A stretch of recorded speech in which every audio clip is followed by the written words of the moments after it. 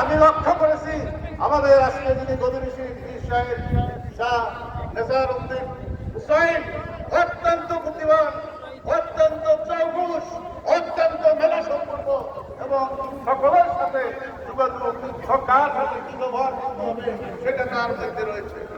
আমি দেখেছি সকল বিষয়ে আলোচনা করে দেখেছি যে উনার মধ্যে যে বুদ্ধিমত্তা, উনার মধ্যে যে আন্তরিকতা, এর কোনো অভাব নাই। দরবারের মানুষের প্রতি, দরবারের সকলের সাথে যে তার একটা সুসম্পর্ক গড়ে উঠেছে, এটা বিরল। এতে আজকে আমি মনে করি আমাদের হুজুর চলে গেছেন, আমরা সকলে চলে যাব, কিন্তু আমরা আরেকজন নতুন হুজুরকে আমরা দরবারের গদিনিশী হিসাবে পেয়েছি। আমি মনে করি এটা আমাদের জন্য একটি সৌভাগ্য যে আমরা একজন ভালো মানুষ, আমরা একজন ভালো নেতা, আমরা একজন ভালো ইমাম, আমরা একজন ভালো বিষয় পেয়েছি। এতে আমরা সকলেই খুশি হবে না, কি বলেন? হাত রেখে সকলে আমরা খুশি হবে না। আলহামদুলিল্লাহ আমরা সকলে খুশি হয়েছি। আমি যেটা লক্ষ্য করেছি, আমাদের পীর সাহেব হুজুর অসুস্থতা ছিলেন কিছুদিন, কিন্তু এই জহির সাহেবকে কোনোদিনই দেখি নাই একটা মুহূর্তের জন্য ওনার পিতার থেকে একটু দূরে রয়েছেন, ওনার পিতার থেকে একটু দূরে সরেছেন। সকল সময় উনি বাবার কাছে ছিলেন, আগেও ছিলেন, অসুস্থতার সময় ছিলেন।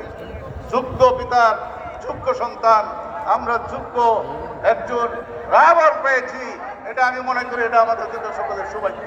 তো আমি আজকে বাংলাদেশ জমিয়তুল মুদারিসিনের পক্ষ থেকে এই জমিয়তে হেজবুল্লাহ, এই হেজবুল্লাহর নেতৃবৃন্দদের সিদ্ধান্ত নিয়েছেন, সকলকে মোবারকবাদ এবং ধন্যবাদ জানাই।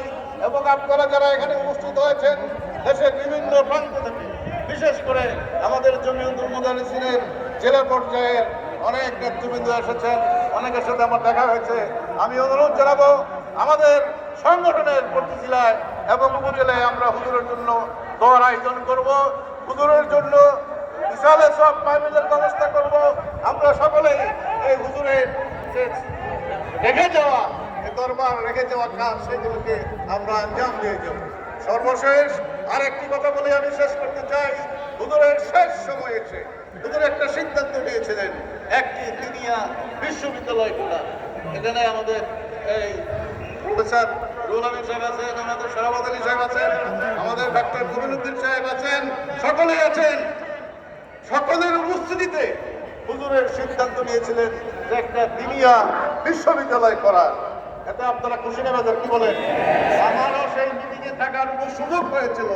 আজকে আমি অনুরোধ জানাবো আমাদের আজকে দায়িত্ব নিয়ে